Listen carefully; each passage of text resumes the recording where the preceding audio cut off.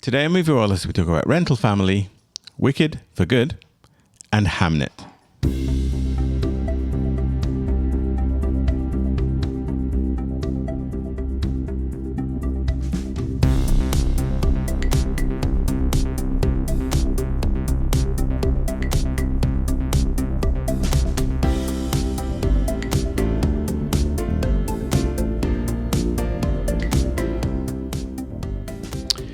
It's time for Moviewallas. Hi, this is Joe. Hi, it's Rashmi. And Yazdi as well. Moviewallas is your weekly dose of film reviews, movie news, and general banter in theatres, on DVD, online streaming, or in the back of an airplane. If you love the movies, this show is for you. Happy Thanksgiving weekend, people. Happy Thanksgiving. We give thanks to all of you for listening to us. And for each other. Indeed, yes. Foremost, yes. It's so nice to have the long weekend. Yes. They should all be long weekends. Well, ours are. But nobody listens. Yeah. But nobody listens. Yeah. It's true. No, it's been really good. We had kind of a busy time this weekend. A lot of social stuff. Our house is in disarray. Yes, we have the entire contents of our garage sitting in our foyer and my office bedroom. Yeah, which is Joe's office. That if your entire garage can fit in 2 spaces in your home, you're doing well. I don't know. I was worried. Yeah, you know what? We did a lot of culling of junk. There was at least one dumpster that went to the tip. Yeah. And it was all junk. I mean, we tried to donate what we could, but there's amazing how much junk you accumulate. Yeah. Old Christmas trees. So that's my job tomorrow, is to try and get some of it back into the garage, because we're almost there with the refurb. But I'll be glad when that's all behind us. All right. So, I guess we are 3 movies. Talking about 3 movies today. So, whop. Still no time for a Netflix pick, although there are plenty. Go watch House of Dynamite if you haven't. Yes. And what else would you quickly... Nouvelle Vague. Nouvelle Vague. Okay. Nothing else that springs to mind, Yazdi? No, Homebound, which is India's submission to the Oscars for Best Foreign Film. It's not perfect by any chance, but what it is, it's pretty good. Yeah. Cool. Yeah. So there's 3 quickies for you with no description. With no background. We'll talk about them on a future show for sure. But just in case you needed some picks, those are 3 top choices. Okay, let's get to business then. We are going to first talk about the movie Rental Family. Okay. So I have the intro. Thank you, Rashmi. Okay, so an American actor in Tokyo struggling to find purpose lands an unusual gig working for a Japanese rental family agency, playing stand-in roles for strangers. He rediscovers purpose, belonging, and the beauty of human connection. So this is directed by someone called Hikari, and written by Hikari and Stephen Blahut. And Hikari, for those of you who don't know, actually directed some episodes of that great show called Beef, which won a ton of acclaim, I think about 2 or 3 years ago. A couple of years ago, So this stars a whole bunch of people, including Brendan Fraser, Takehiro Hira, Mari Yamamoto, Shannon Gorman, Akira Imoto, Steve. Yeah, that's and written. Yeah, I said written by Stephen Blahut. So Rental Family. Yazdi, what did you think of Rental Family? I always say that. We keep I'll get on my soapbox. We keep making sequels, and we keep making like stupid movies, and horror movies make the most money. And people always ask me, hey, what should I watch over the Christmas holidays or Thanksgiving holidays with your kids? And I can, there are very few good films you can recommend. I think Rental Family is by no means a 9 out of 10, but it's a very, very well-made movie. It has its heart in the right place. It has a lot to say about getting old and about, our needs and how families can fail and how somebody else can take the place of the family. It has a lot of things. It also has, a few contrivances, which any movie like this will have. But yeah, this is a movie I can say, anyone from a 4-year-old to 80-year-old can go, and they'll come out with feeling good about themselves. Joe. Yeah, look, I mean, this movie is so effortlessly charming. There's so much hugs and love in this screenplay that it, and I think all of it is carried by Brendan Fraser. I mean, I don't want to dismiss the work of any of the other actors here who all do their parts beautifully, but this movie is, seen through the eyes of the character played by Fraser, and says just so much in how he plays the role. He avoids kind of, overplaying it. I think that's the thing that would have because the premise in some ways is kind of ridiculous, and to see it play out the way it does, it works, but in a fairy tale way. So I just thought this movie was beautiful and charming. Yeah, I agree. This could easily fall into Hallmark territory, and it manages to shy away from that. And it reminds me of a beautiful movie from 2012 called Rent-A-Nico, which means rent a cat, which is also a Japanese movie about a young girl who rents out cats to lonely people. And in effect, this is that same movie, but with Brendan Fraser in essence being rented out to different people for different needs.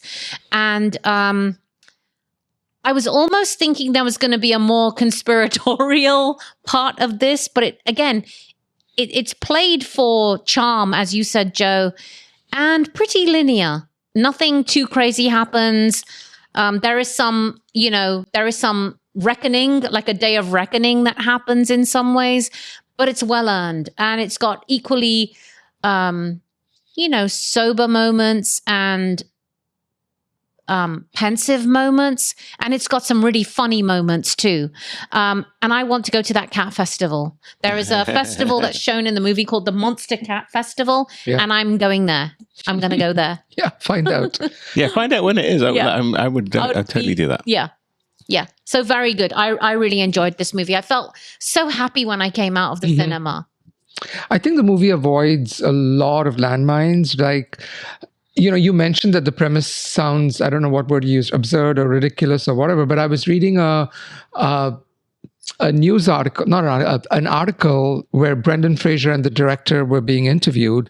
And the director said, as of the current time, there is at least 35 or 40 such little mom and pop kind of organizations, which in Japan right now are providing rental family. So essentially, if you need a fake boyfriend, or if you need, if you're grieving your long past wife and you need somebody to hold your hand, whatever, you rent somebody. That's the whole point. But apparently this is not something that they made up. Oh, I mean, it is a thing. Okay. So it is a thing, and it's inspired from it. So clearly there's a cultural component that I didn't appreciate there, because to me, this premise doesn't work in the United States. And it wouldn't. And there's a piece. Sorry, go ahead. No, I was going to say, you'd be scared about what you would get, right? Right. And there is a piece of dialogue in the movie where, somebody says, why don't you just go to a therapist instead of renting somebody, a human being? And they said, and it's not part of the culture at all to do that. And there's a lot of, what's the word? There's a lot of disapproval associated with mental health issues in Japan. Right. That's right. It's far easier to just pretend. And, so the landmine I'm talking about is one of the subplots of the movie is about a little girl who is led to believe that Brendan Fraser is her father. And that heartbreak is going to come, when the girl finds out. But it's handled so well, because that kind of stuff could become Hallmark very quickly, or it could be, belabored, but it's just done very well. I want to also say that Brendan Fraser, bless his heart, he went through his golden age where he was like this funny actor, and he was in George of the Jungle, and he was in the Mummy movies. Bedazzled and all of that. And now, after taking a big break, we're seeing like phase 2 of Brendan Fraser, and I love him. His eyes. Yeah. His eyes. There is a sadness and a soulfulness about his eyes now, which this movie really recognizes. I mean, it's been used very well in all of the movies he's been in of late, but especially in this movie, just seeing his sad eyes conveys like 1,000 lines of dialogue. Yeah. And so, I fully agree with you. This movie would have just collapsed on itself if Brendan Fraser was not in it. And he's really, really good in this. Yeah, and I imagined someone like a Ryan Reynolds, right, could have easily have maybe done this movie, but it would be a different type of movie, and you're right. Brendan Fraser brings this depth of emotion. And authenticity. And yes. I have to say, this is a love letter to Tokyo. This shows the city in such a beautiful light. But it's not just Tokyo, the city center, but around. I really felt transported. I felt like I was in the same Tokyo as the movie Perfect Days from a year or two ago. Yes, yeah. It has that kind of realistic, suburban, gentle, everyday feel to it. Yeah. Which, when you think of Tokyo ordinarily, it's, lights and people and busyness. And so it has a very soft and gentle. Yeah. Beautiful movie. Yeah. And I don't want to, I'll be very careful because it's not exactly a spoiler, but there's a development late in the movie about, there are several plots, right? He's acting as a rental family member to different families, but there's a plot involving an older gentleman who, is begging him that he wants to go somewhere. And I know in my own family, at least 2 older people who are too old and they are pining. They're like, I want to go to this place, right? Physically go. I want to visit this town or this village one last time, and they're not able to. And again, how that whole thing is handled, I think is pretty good. Yeah. Yeah. Okay. Sum this up, Joe. Goodness. I mean, just a warm blanket of a thing. It's a delightful movie that is surprisingly emotional, and again, I think it's heavily carried here by Fraser, but it all lands just right. And I think the things that could make me laugh in terms of premise end up just landing and tugging on the appropriate emotional strings for me. So I'm going to go ahead and give this an 8. It's a lovely, lovely, lovely thing. Yazdi. A 7 for me. I think, this, a lot of people think it's the best movie of the year, and clearly this movie affected them a lot more than it did me. But I don't think it's the best movie of the year, but I think within the confines and conventions of typical story beats, it always manages to avoid, being, syrupy or what have you. It has a great performance from Brendan Fraser, as we've all said. And, there is nobody I wouldn't recommend this to. It's a big hug of a film. This is a perfect holiday movie. It's just delightful. And it makes you realize that family is not necessarily who you are blood related to, but who becomes your kindred spirits. So for me, it's also a 7 out of 10. And also I loved all the blazers that Brendan Fraser was wearing. Yes, he had a great wardrobe, actually. Like for somebody who was doing that work, he had a great wardrobe. Yeah. And I don't know if this was intentional or not, but as his emotional state seemed to get better, he was wearing less lumpier clothes, right? Yeah. So there's a lot of things going on. There's a lot of metaphorical. There's a lot of stuff going on. Yeah. Okay. Movie number 2 of the week then is Wicked for Good. So I'll be introducing that just between these cookies, by the way. Yazdi bought these cookies from Waitrose, yes. They're from Waitrose in the UK, so they're like McVitie's chocolate digestives. They're really good. And Waitrose, for those who don't know, is kind of like a Whole Foods Plus. Mm-hmm. Yeah. It's kind of an elevated supermarket. Yeah, like a Pavilions or a... No, even better than Pavilions. It's like a Jonathan's. Okay. It's like, oh, there we go. Yeah. What do I know? So good, Joe hasn't even heard of it.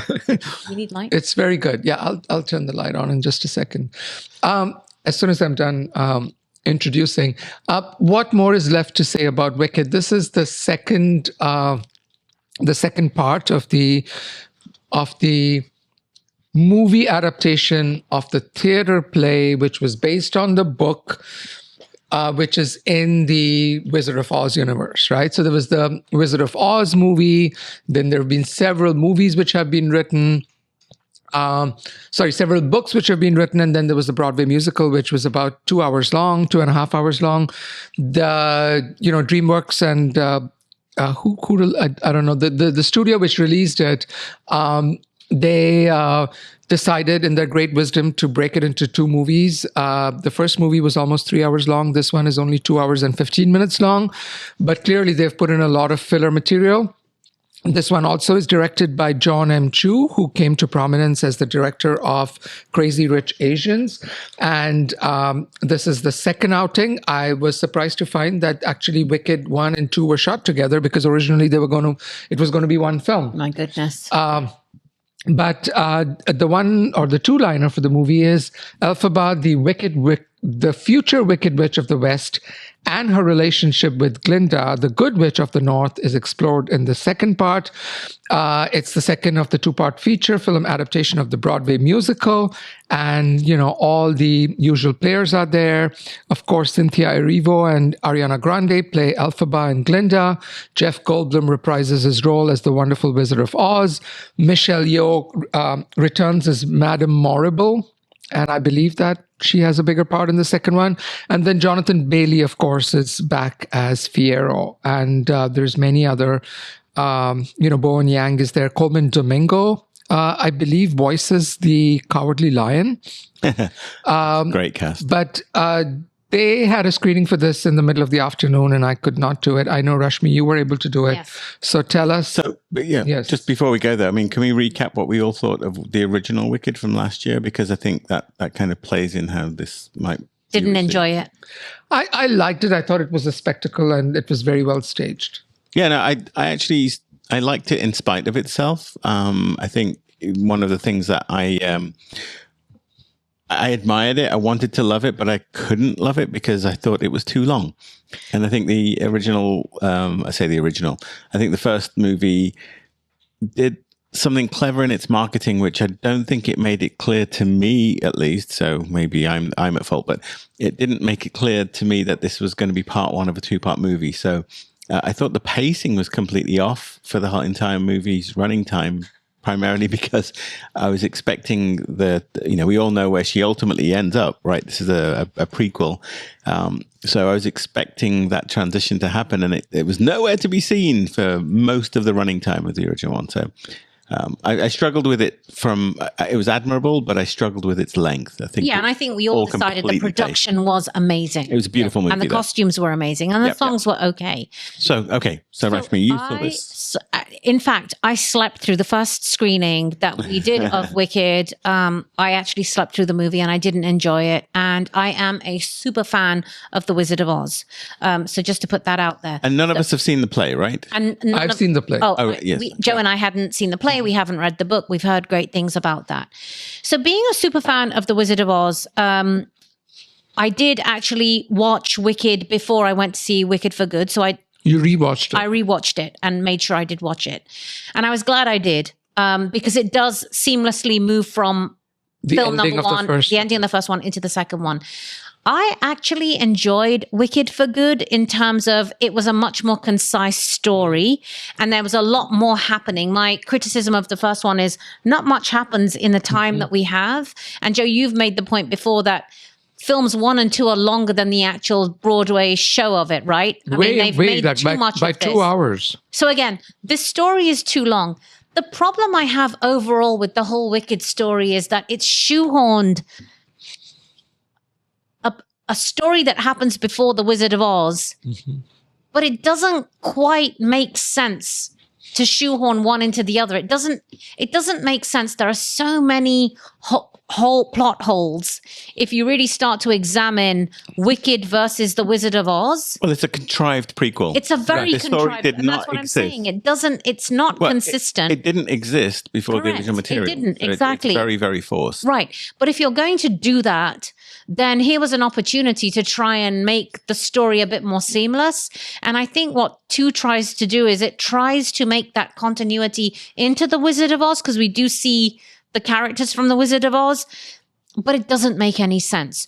So it's great production, great costume. The songs aren't as strong, I think. But it's a good enough story and it stands on its own. It's perfectly okay. It's entertaining. And I was definitely more entertained in Wicked for Good than I was in Wicked. Interesting. And entertained in what way? Like the story, the comedy, the pacing? All of that. So the pacing is much faster. Okay. There's more action.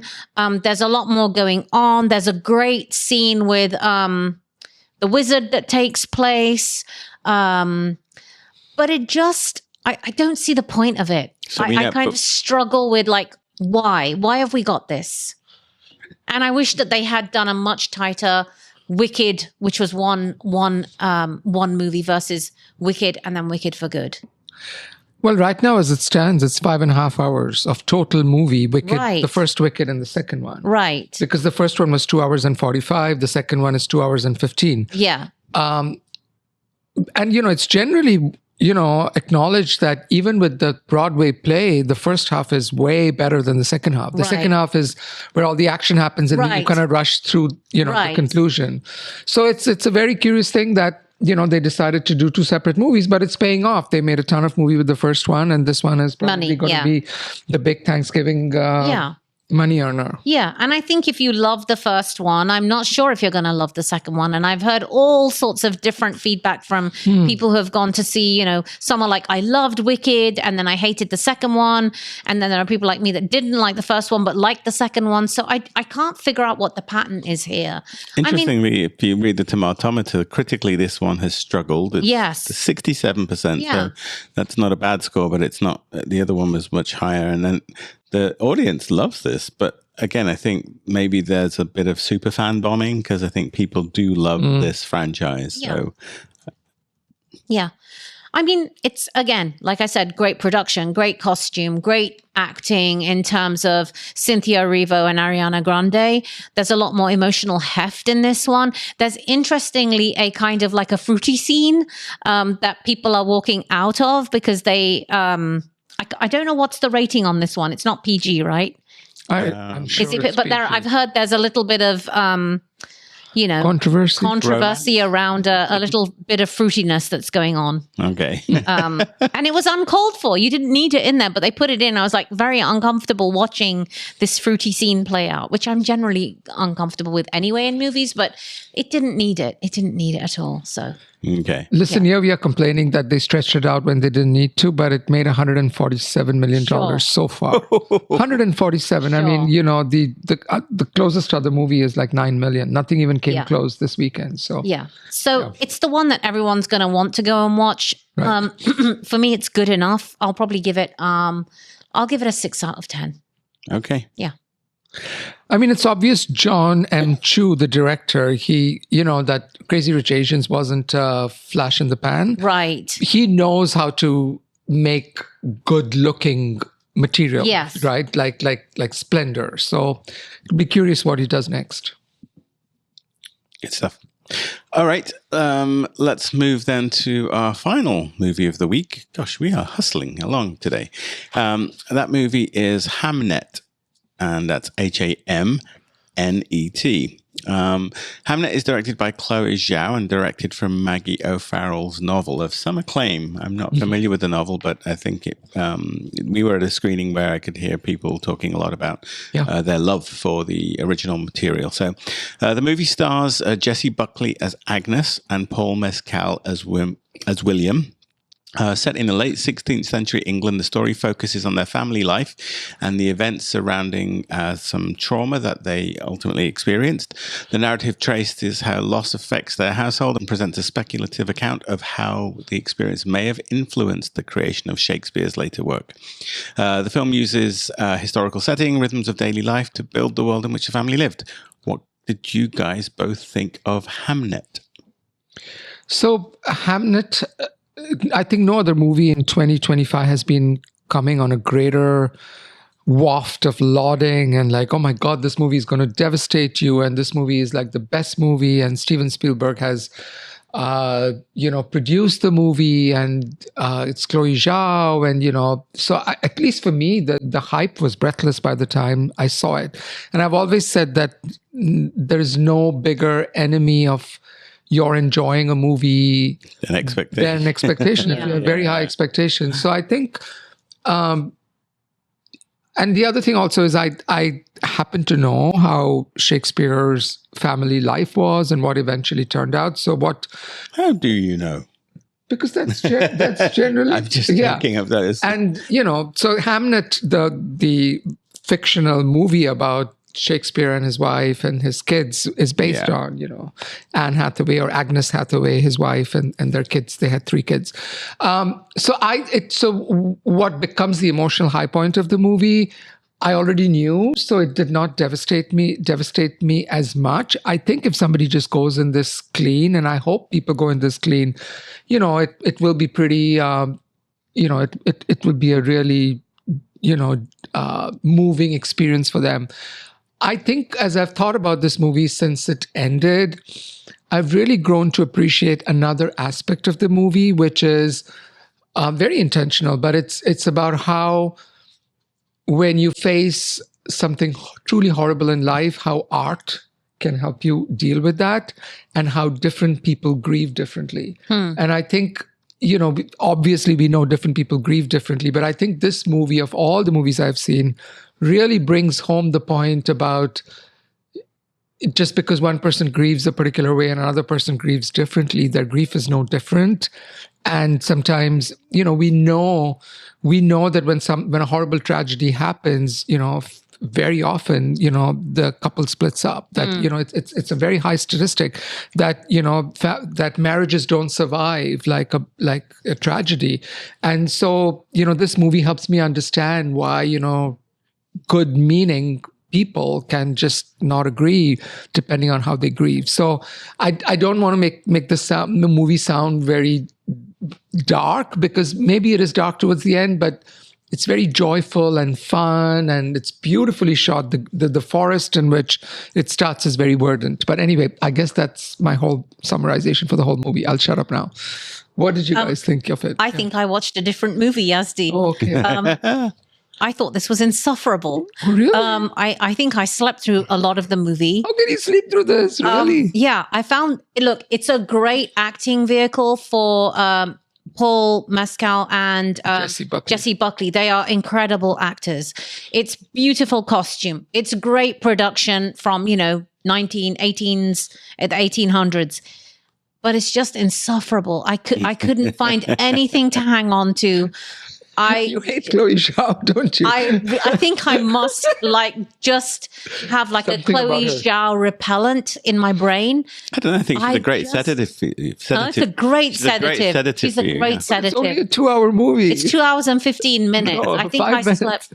Okay. Yeah. But anyway, I just found it insufferable. I kept looking at my watch in the moments that I wasn't awake, thinking, when is this going to end? I didn't get on with this movie at all. Joe, where are you? I wish I could adjudicate, but you've got one person who likes it, one person who didn't like it, and I'm kind of in the middle. So, look, I mean, Chloe Zhao has. This is the most kind of scripted it feels like I guess apart from that, the Eternals. Horrible Eternals. But this is the most scripted I've seen her kind of direct, and she strikes me as the kind of director that almost wants the movie to direct itself and then her capture the imagery. So I feel like there's still some of that feel here, but clearly there's a very strong narrative in the script here. She worked on the script as well, and the movie has a very natural tone to it, which I think worked for me. I think the best thing I can say about the film here is that it's a superb acting vehicle, especially for Jessie Buckley. Yeah. I've not seen her better, and that's a lot. That's really hard. Saying a lot. That's saying a lot, because she's always always exceptional. But the movie spends so much time, staring at her and her reactions towards the end of the movie. It was really hard to kind of fight my own tears as to see her responding to, the things that were playing out in front of her in a happy way. But I mean, you could see there was some dealing with the trauma of their situation. So, I thought the movie was beautifully done. Annoyingly, Chloe Zhao does have this effect on me where I don't think I'm enjoying the movie in the moment, and then I come out and I'm kind of, given a gut punch. That happened with Nomadland. Yeah. Nomadland, I actually The Rider as well. I didn't like it in the moment, and then I come out and I find myself deeply affected. So she's done that thing again here where in the moment I'm a little kind of closed off and frustrated, and the emotionality of it hits me a day or two later, and I think that's what happened here. So I'm kind of in the middle. It's not my favorite movie of the year at all, but I think there are some things that worked superbly well in this movie, and unfortunately it's going to stick with me for those things. I mean, I haven't read the novel on which it's based, but I like that the whole premise of this story, that this retelling, not a retelling, but a story based on Shakespeare or a particular portion of Shakespeare's life, is that once you know what drove somebody to create a piece of art, that helps you understand the piece of art a little better. So the whole premise is that if you see Shakespeare's Hamlet from the perspective of what had immediately happened to him before he wrote Hamlet, then it opens up. Like there are certain parts of it which really open up. And I'm almost curious now to go back and read, Hamlet and see, from the lens of what this tells us, which is the truth. This is how things, things played out. There's a part towards the end of the movie where he stages Hamlet, and the young actor who's playing the young Prince Hamlet says a few things, and that's the crux of the movie, is that it opens it up. And I like the fact that the actor playing the young prince in Hamlet was actually the brother of the young boy in real life who played his son. So there is that continuity there, which I really like. And by the way, this actor, not to belabor it, but he is Noah Jupe, who is an amazing child actor. He's been in so many, he was like a kid actor in so many terrific movies a couple of years ago. And now he's grown up and, he's in this. So I think, again, don't believe all the random high expectations for this movie. Just go and see it and see how it makes you feel. It's a couple hours. Yeah. So sum up for us then, Yazdi. It's a 7.5 out of 10 for me, and I like what they're trying to do, even if they're not fully successful with it. I did think that, maybe I'm being unfair, but I did think that the tragedy is kind of dragged out a little bit too much to kind of wring the last bit of emotionality out of it, but maybe that's just me. But yeah, I mean, again, there is nobody I wouldn't recommend this to. I mean, it's not a happy movie for sure. So, but if you want a good showcase for acting, for getting an insight into Shakespeare's early life, then you could do far worse. I will definitely include Jessie Buckley on my list of best female performance for the year. Yes. Yeah. Joe. Yeah, I mean, what can I say? I mean, I think the movie worked in spite of itself for me. And so, it's a difficult movie for me to say that I loved, but overall it did leave an impact on me. And so I think that makes it required viewing for film lovers. It's interesting. I was completely unaware of this background. So there was part of me which was really fighting the script, because I was thinking, is this fiction layered? I mean, clearly we don't know the specific events and the dialogue, but I mean, I thought this was like a fictional take on this, and that the whole thing at the beginning where there's the flashcard about Hamnet being one letter away from Hamnet, which is the name of a boy within the movie. It all kind of. I was like, where are we going with this? And is this what happened, or is this? So I was fighting it all the way. But look, I admired this movie. Go see it to watch the best female actor nominee, Jessie Buckley, for sure. There's no doubt in my mind that this is one of the best female performances of the year. So yeah, 7 out of 10. If Yazdi and Joe were my friends and they told me to go watch this, I would hate them. But if you want a good snooze in a comfortable seat, then go watch Hamnet. Okay. So for me, it's, I'm going to give it a 4 out of 10 because I did love Jessie Buckley and I admire the production and the costume and the cinematography and all of those technical aspects of the film. But the story just didn't resonate for me. So 4 out of 10. Yeah, no, I can see why it had that effect. And again, I think 10 out of 10 for snooze value. Oh, wow. Oh, Rashmi. No, there's something about Chloe Zhao's filmmaking that is very, it's very specifically casual, and I even made sure we didn't have a heavy meal before we went for this one. But no, but I mean, the movie doesn't. Ethereal. The movie doesn't grab you by the scruff of your neck and take you on its journey. You can't necessarily hang on to something, right? Like, I didn't know what the narrative was for a long time. Either. We're exploring family life in the Shakespeare household. Exactly. I think all of her movies ultimately are about nature and about how characters interact with nature. And I think in this one too, like Agnes is, you hear that, she is a daughter of the witch and she's from the forest and all of that. And that might get a little too that's actually the pieces that I loved, Yazdi, because it kind of helped me think about maybe that was where A Midsummer Night's Dream came from, or, all of those kind of magically inspired Shakespeare. And I love Shakespeare. So it just didn't work. All right. Well, let us know what you think of these movies. Post on our YouTube page. I would love to get your comments there. We would certainly respond. We've got more Moviewallas coming up very soon. It's been a busy season for us. So once again, we appreciate all of you who made it to the end of the podcast, who listen to us and support us. Until our next episode, it's too many movies, too little time. Goodbye from me. And me. And me as well.